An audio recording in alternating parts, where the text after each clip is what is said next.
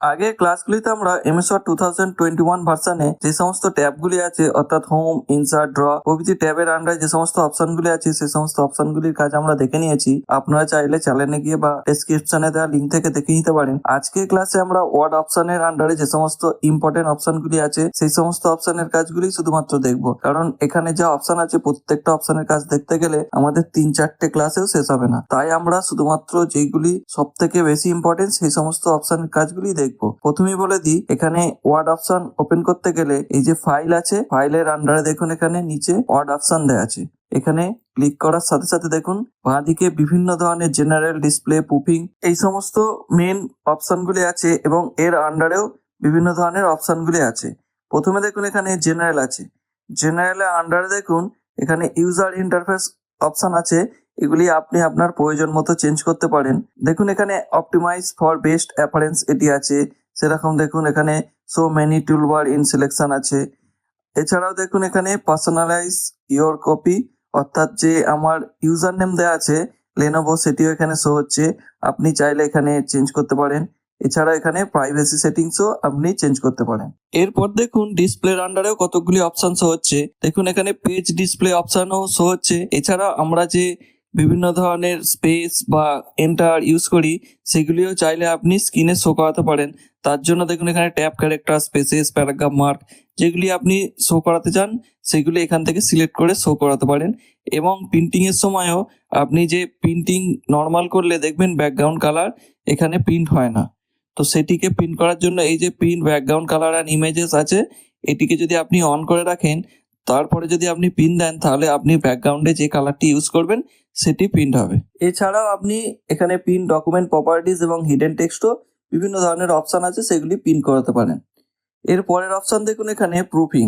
এই প্রুফিং এর মধ্যে সব থেকে মোস্ট ইম্পর্টেন্ট হলো এই অটো কারেক্ট অপশন। তার আগে বলে দিই, ধরুন আপনি লিখলেন TEH স্পেস দিয়ে ডি হয়ে গেল, এটি অটো কারেক্টে সেভ করা আছে বলেই এটি সম্ভব হচ্ছে। এই অটো কারেক্টে আপনি আপনার প্রয়োজনীয় জিনিসও সেভ করে রাখতে পারেন। ধরুন একটি ওয়ার্ড আপনার বারবার ভুল হচ্ছে, সেটিকেও আপনি লিখে সেভ করে রাখতে পারেন। এছাড়াও আপনি আপনার কোম্পানি নেমও অটো কারেক্টে সেভ করে রাখতে পারেন। ধরুন আমি এখানে অটো কারেক্ট করছি। দেখুন এখানে অটো কারেক্ট করার জন্য একইভাবে ফাইলের আন্ডারে ওয়ার্ড অপশন, সেখান থেকে প্রুফিং এবং দেখুন এখানে অটো কারেক্ট অপশন। এই অপশনে আপনি যে ওয়ার্ডটিকে লিখে রিপ্লেস করতে চাইছেন সেখানে দেখুন রিপ্লেসের জায়গায় লিখতে হবে। এবং এখানে দেখুন বিভিন্ন ধরনের যে ওয়ার্ডগুলি বারবার মিস্টেক হয় সেগুলি কিন্তু এখানে লেখাই আছে। এগুলি বাই ডিফল্ট সেট থাকে। আপনি আপনার নিজের প্রয়োজন মতো সেভ করে রাখতে চাইলে এই যে দেখুন রিপ্লেস আছে এখানে লিখতে হবে। আমি এখানে লিখে দিলাম ZV এবং রিপ্লেস উইথে লিখে দিলাম জিভা, অর্থাৎ আমি যখনই ZV লিখে স্পেস বা এন্টার দেবো তখনই কিন্তু রিপ্লেস হয়ে যাবে। দেখুন আমি এখানে করে দেখাচ্ছি। এরপর দেখুন এখানে ওকে করে দিলাম। এবার দেখুন এখানে যখনই আমি ZV লিখে স্পেস দিচ্ছি অটোমেটিক্যালি আমার এখানে জিভা নামটি চলে আসছে, অর্থাৎ আমি এটিকে সেভ করে রেখেছি সেই জন্য এখানে চলে আসছে। এবং এটিকে ডিলিট করার জন্য একই প্রসেসে এই যে ওয়ার্ড অপশানে গিয়ে প্রুফিংয়ে গিয়ে এই যে অটো কারেক্ট অপশান, এখানে গিয়ে আপনি যেটিকে ডিলিট করতে চাইছেন সেটিকে এখানে সার্চ করতে পারেন বা এখানে লিখতে পারেন। দেখুন এখানে এটি চলে এসেছে এবং এটিকে সিলেক্ট করে জাস্ট আমি ডিলিট করে দিলাম। দেখুন ডিলিট হয়ে গেল। এছাড়াও ignore words in upper case এটিও সেট করে রাখতে পারেন।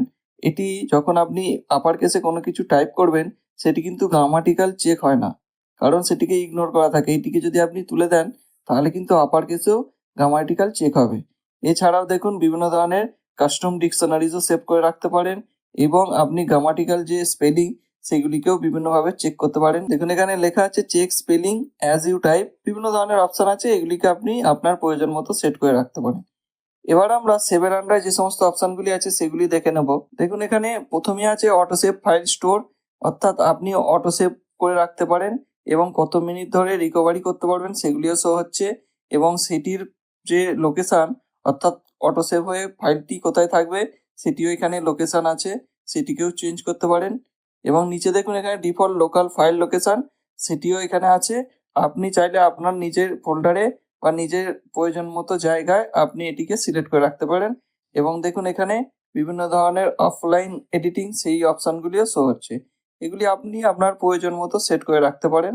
এছাড়াও এখানে নতুন একটি অপশন আছে, দেখুন ক্যাশে সেটিং। এই ক্যাশে সেটিং কতদিন ধরে আপনার ফাইলটিকে ক্যাশেতে সেভ করে রাখবে সেটিও এখানে শো হচ্ছে। আপনি চাইলে এটিকে ডিলিটও করে দিতে পারেন। এর পরবর্তী অপশন দেখুন অ্যাক্সেসিবিলিটি। এই অ্যাক্সেসিবিলিটি আমরা যখন রিভিউ ট্যাব দেখেছি তখন কিন্তু আমরা দেখে নিয়েছি এই একই অপশন কিন্তু এখানেও আছে। দেখুন এখানে আমি রিভিউ ট্যাব ওপেন করে দেখাচ্ছি। এই যে রিভিউ ট্যাব আমি এখানে ওপেন করলাম এবং দেখুন এর আন্ডারে চেক অ্যাক্সেসিবিলিটি এবং দেখুন অপশন আছে অ্যাক্সেসিবিলিটি। এর আন্ডারে দেখুন এই একই অপশন শো হচ্ছে।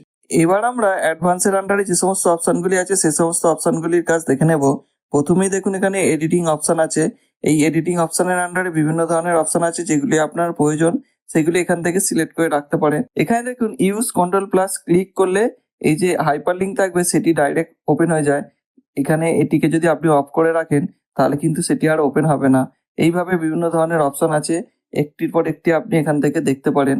এছাড়াও দেখুন এখানে কাট কপি পেস্টেরও বিভিন্ন অপশন আছে, pasting within same document, keep source formatting প্রভৃতি অপশন আছে, এখান থেকে আপনি চেঞ্জ করতে পারেন। এবং দেখুন এখানে পেনেরও অপশন আছে এবং চার্টেরও অপশন আছে, ডকুমেন্ট কন্টেন্ট বিভিন্ন ধরনের অপশন আছে এবং কতগুলি আপনি নাম্বার ডিসপ্লেতে দেখাতে চান সেটিও এখান থেকে আপনি নিজের পছন্দ মতো বা নিজের প্রয়োজন মতো চেঞ্জ করতে পারেন।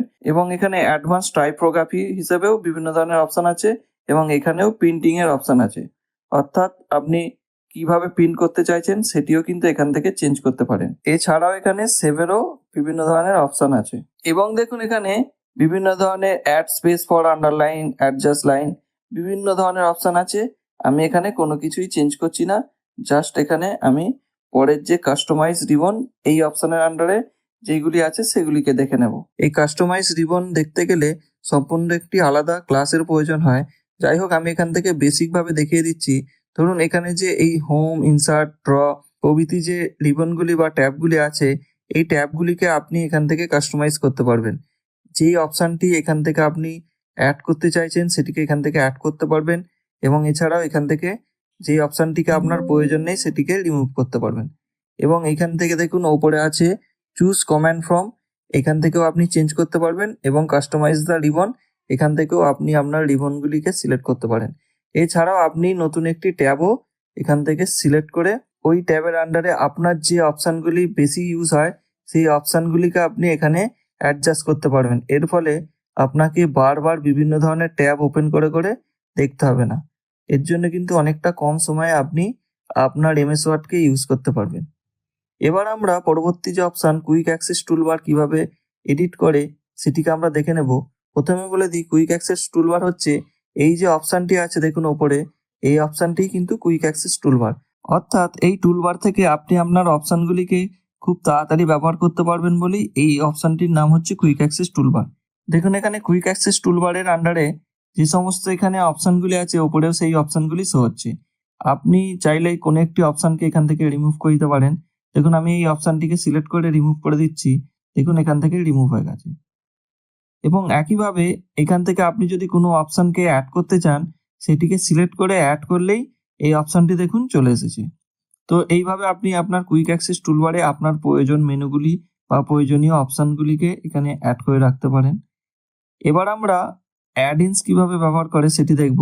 দেখুন এখানে অ্যাড ইনসের আন্ডারে বিভিন্ন ধরনের অ্যাড ইনস যেগুলি আছে সেগুলি কিন্তু এখানে ইনস্টল আছে, সেগুলি ওপরে শো হচ্ছে। এবং আপনি চাইলে দেখুন এখানে ম্যানেজ আছে, এর আন্ডারে বিভিন্ন ধরনের মেনু আছে, এই মেনু থেকেও কিন্তু আপনি আপনার প্রয়োজনীয় অ্যাড ইনসটি এখানে অ্যাড করে নিতে পারেন।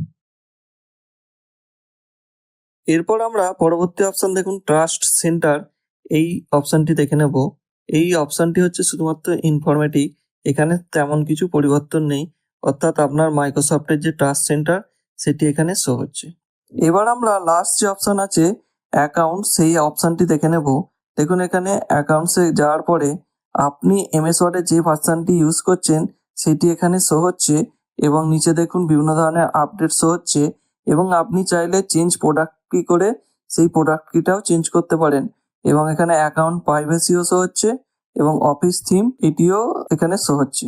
তো এই ছিল এমএস ওয়ার্ডের সমস্ত অপশনের কাজ। আশা করছি আজকের ক্লাসটি আপনারা বুঝতে পেরেছেন। ক্লাস রিলেটেড কোনো মন্তব্য থাকলে আমাদের কমেন্ট সেকশনে কমেন্ট করে বা মেল আইডিতে মেল করে জানাতে পারেন। আজকের মতো এটুকুই, দেখা হবে পরের ক্লাসে। ধন্যবাদ।